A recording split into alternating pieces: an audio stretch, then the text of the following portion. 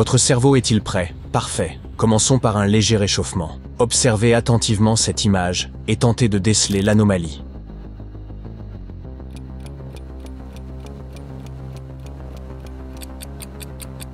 Oh, mais voilà un perroquet dans l'aquarium.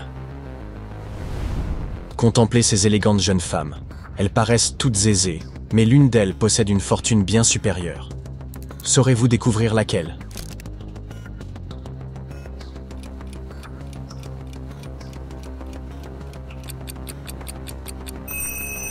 C'est celle qui se tient à gauche. Elle conduit une Ferrari, preuve manifeste qu'elle est riche. Un célèbre marchand de glace de Chicago propose 2 parfums, chocolat et vanille. La glace au chocolat vaut 2 $ la boule, celle à la vanille 1 $ seulement. Chaque client ne peut choisir qu'une seule boule. Marie remet 2 $ au vendeur qui lui tend immédiatement une boule au chocolat. Mais lorsque Ben fait de même, le vendeur lui demande quel parfum il souhaite. Pourquoi cette différence de traitement?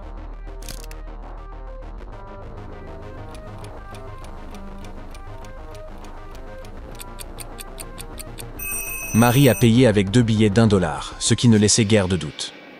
Ben, pour sa part, a tendu un seul billet de 2 $. Le vendeur a donc voulu s'assurer de son choix. Un jour, les amis de Léo l'interrogèrent sur ses frères et sœurs. Il leur répondit qu'il avait un frère. Puis il ajouta que, lorsqu'il avait 6 ans, son frère n'en avait que la moitié. Il leur lança alors un petit défi de logique. Étant donné qu'il a désormais 40 ans, quel âge a son frère à présent? Saurez-vous le déterminer?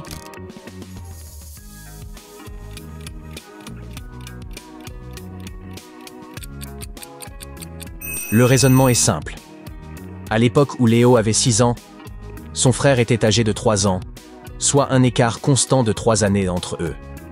Ainsi, si Léo a maintenant 40 ans, son frère en a nécessairement 37. 3 athlètes sont alignés au départ d'une compétition de canoë. D'après les indices visibles, êtes-vous capable d'identifier lequel franchira la ligne d'arrivée en tête?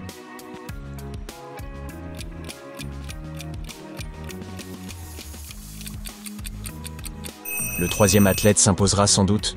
Il semble bien mieux préparé que ses rivaux. Le premier tient sa pagaie à l'envers et le second a omis de porter des lunettes et une casquette, ce qui laisse supposer que ce ne sont que des amateurs. Pendant un cours de sport, les élèves se sont rangés en ligne pour former 2 équipes de volley. Miguel a alors remarqué un détail étonnant. Il était 6e en partant de la gauche, et aussi 6e en partant de la droite. D'après cette information, pouvez-vous déterminer combien d'élèves se tiennent dans cette file?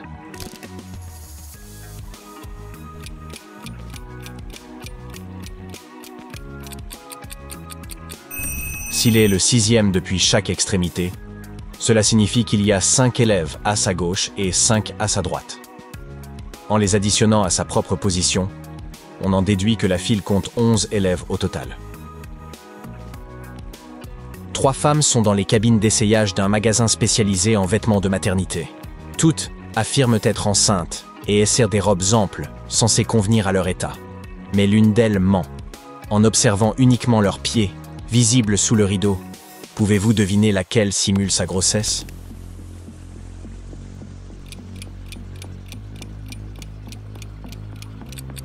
La femme dans la 3e cabine n'est probablement pas enceinte. Les futures mères évitent en général de porter des talons hauts pour des raisons de confort et de sécurité. Ces chaussures suggèrent donc qu'elle feint d'attendre un enfant. 5 sacs d'or, en apparence identiques, sont posés devant vous.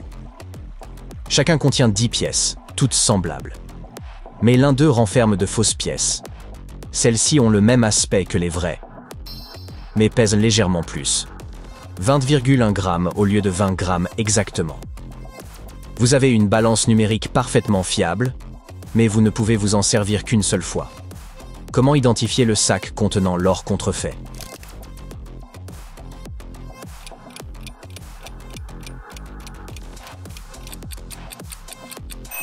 Prenez une pièce dans le premier sac, 2 dans le deuxième, 3 dans le troisième, et ainsi de suite jusqu'à en prendre 5 dans le 5e.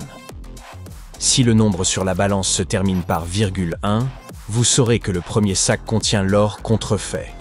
Si le nombre se termine par ,2, alors le sac fautif est le second, et ainsi de suite. Comme c'est malin. Martin, Teddy, Bruno et Rebecca se trouvent dans la maison de cette dernière. Soudain, les lumières s'éteignent et quelqu'un embrasse Rebecca à l'improviste. Lorsqu'elle demande qui en est l'auteur, Martin accuse Teddy. Teddy, lui, affirme que Martin ment. Quant à Bruno, il nie toute implication. Une seule de leurs déclarations est exacte. Qui a embrassé Rebecca?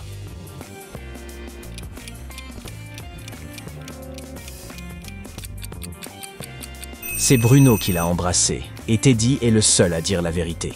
Si Martin avait dit vrai, alors Bruno aurait également dit la vérité, ce qui contredirait l'énoncé. De même, si la déclaration de Bruno était exacte, celle de Teddy ou Martin l'aurait nécessairement été aussi. La seule configuration cohérente est donc celle où Teddy dit la vérité et Bruno est le coupable. Mais Rebecca souhaitait-elle vraiment qu'on l'embrasse comme ça? Lisa s'est épuisée pendant une semaine entière à préparer un examen redoutablement difficile, dormant peu et abusant du café. Après avoir réussi l'épreuve, elle s'est endormie profondément pour un très long moment. À son réveil, elle n'arrive plus à déterminer l'heure. Est-il 7 heures du matin, 15 heures ou 23 heures? Aidez-la à comprendre à quel moment de la journée elle se trouve.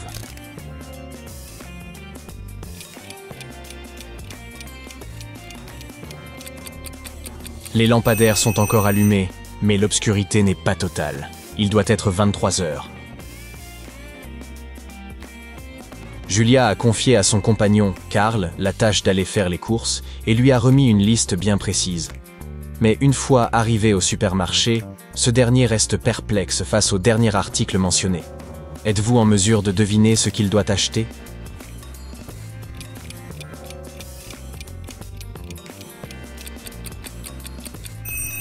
Des œufs, évidemment. Kevin traverse une période difficile. Il a perdu son emploi et peine à en retrouver un. Si vous examinez attentivement sa chambre, saurez-vous déduire combien d'entretiens il a déjà passé dans sa quête de réinsertion professionnelle?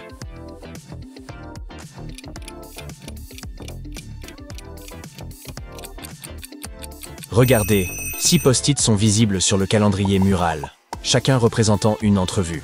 On ne peut que souhaiter à Kevin que la prochaine soit la bonne. 3 frères vivent à la ferme. Souhaitant semer une nouvelle récolte, ils décident d'acheter des graines.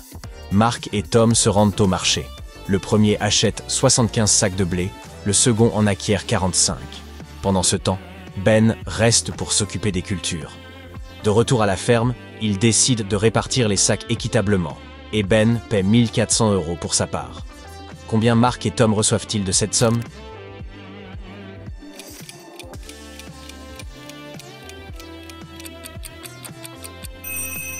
Au total, ils disposent de 120 sacs, soit 40 chacun après une répartition équitable. Ben ayant réglé 1400 € pour ses 40 sacs, le prix unitaire revient à 35 €. Tom, qui a fourni 5 sacs de plus que sa part, reçoit 175 €. Mark, pour sa part, ayant cédé 35 sacs, doit percevoir 1225 €. Michel rentrait chez lui avec 300 € lorsqu'un inconnu l'interpella pour lui proposer de doubler cette somme. Pour cela, il devait choisir entre 3 paris, lancer un dé et obtenir au moins 4, lancer 2 dés et espérer obtenir 5 ou 6 sur l'un des deux, ou bien lancer 3 dés et espérer qu'au moins l'un affiche 6. En cas d'échec, l'homme prendrait son argent. Quelle est la meilleure option pour conserver sa mise?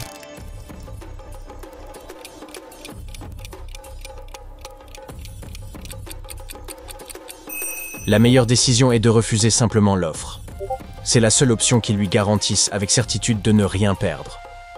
Le pari avec un seul dé ne lui donnerait que 50% de chance de gagner, celui avec 2 dés environ 56%, et celui avec 3 dés seulement 42%. Aucune de ces chances ne vaut la certitude de garder son argent. Parviendrez-vous à identifier ce qui suit dans cette suite numérique?